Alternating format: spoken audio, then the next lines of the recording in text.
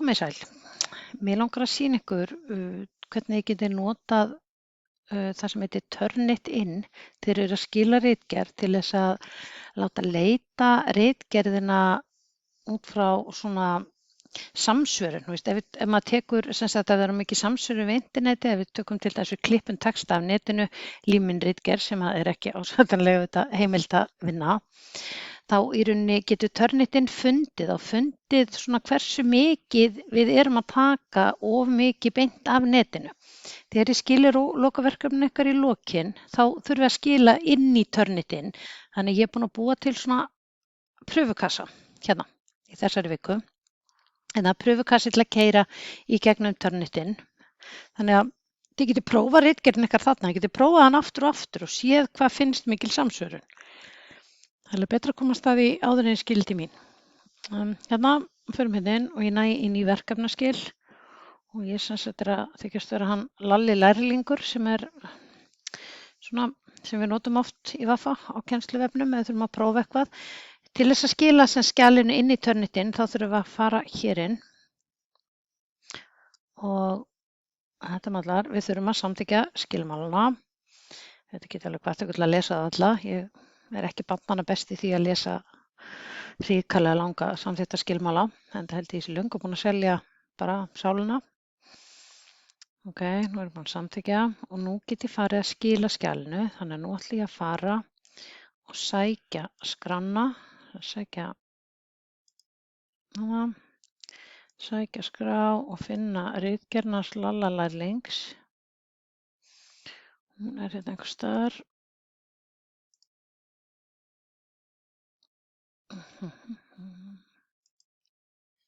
Hérna, Lalli lærlingur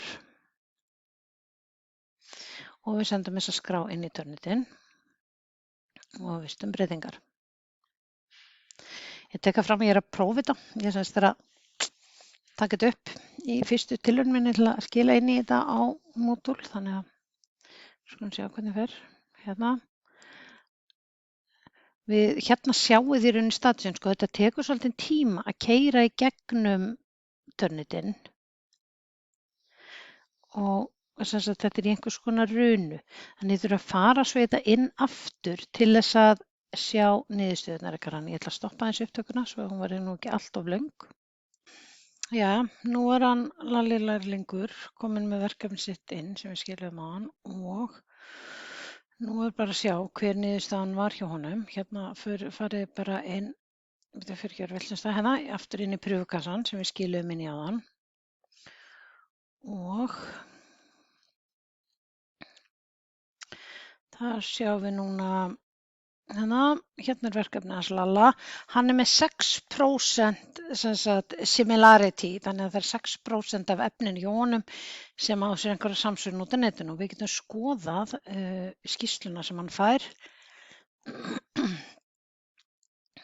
Hér er hún að koma og ef þið smellið, sko, hérna sjáið í rauninni hvað er að gerast. Ef við smellum til dæmis hérna á þessar línur hérna, þetta er all sources, þá í rauninni sýnir hún okkur hvar við finnum samsvörun og ég prófaði sem sagt að taka bara beint setningu út af netinu. Þið sjáu, sko, hún finnur í rauninni ekkert fyrr en þá, hérna, hér litar hún yfir allt og það þýðir að hún hefur fundið nákvæmlega þennan text á netinu, en það var hann klipptur og límdur, svona til að sýna dæmi það og þetta er greinilega tekið af doktor.is.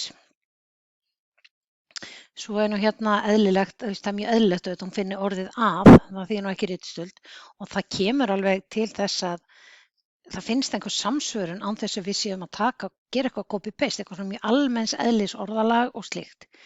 Og nú ætlum ég að hvað hún fann hérna, hún fann eitthvað líka frá landlækni hérna, svo sjá hvað hún fann, já, þetta passar, þetta er klippt og límt og ég sé að hún sýnir í rauninni nákvæmlega bara hvaða texti var klipptur úr þessari heimild og þetta sýnir alveg augljósan ritstöld. Vegna þess að við tökum aldrei orðrétt úr heimildunum okkar með þessum hætti nema með því að meðhöndla sem beina tilvitnun og beinar tilvitnanir á að takmarka mjög mikið í ritgerðum. Það er ekki oft sem hægt er að segja að það eigi rétt á sér, þó að það eru auðvitað eigið einstöku sinnum. Svo skulum við sjá samsvörun við skemmuna. Hún kemur hérna. Hér nú bara því að sjá hérna í rauninni, hérna sjáðu hvernig þetta kemur, hvað kemur út og þetta í rauninni ekki neitt óeðlilegt. Hérna bara verið að fjalla grein eftir Harris og Spillane og þið sjáu bara hérna, þetta alls ekki það sama. Hérna, já, ég þarf ekki að útskýra þetta útskýrir sig sjálft. Skoðu þetta. Svo getur við bara haldið áfram hvað hún finnur hérna. Þetta fullkomlega eðlilegt, bara ég viti það. Hérna finnur hún heimildaskrána og finnur beina samsvörun við heimildaskrána á netinu og málið það að það að finna þessa heimildir út allt. Þannig að þið skulu ekki hafa áhyggjur af því vegna þess að þetta þýðir bara að fleiri hafi notað heimildina ykkar áður. Þannig að það ekkert alveg sama hvað þarna er.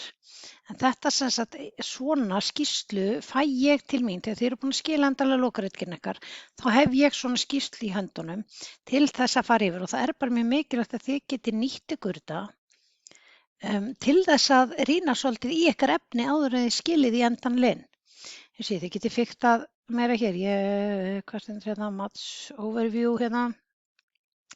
Ég sjá af þessum 6% sem talin voru upp, kemur þetta á doktor.is, internet.is, mér stóður þetta með skrítið eða haldi hún ætti að taka líka þetta sem kom frá landlækni, en eins og ég segi, það kom alltaf einhver prósent inn og það er ekkert óeðlilegt, eins og í heimildaskráni og almennu orðalagi, en það verður alltaf mjög augljóst í gegnum Turnitin þegar eitthvað tekið bara beint. Þess að þegar það er bara óeðlileg notkun heimilda í efni sem er skilað. Þannig að nú bara ætla ég að baka að þið sjáið að hérna er þetta 6% og þið farið inn á heimasíðu Vaffa hérna undir vinnubrögð hérna og farið svo undir ritstuld hérna. Þá er miðað við að líkindi megi ekki vera meira en 25%. Þetta er lægra í háskólum, við höfum haldið þetta er lægra við með háskólum, við ákváðum að halda þessu 25% í okkur.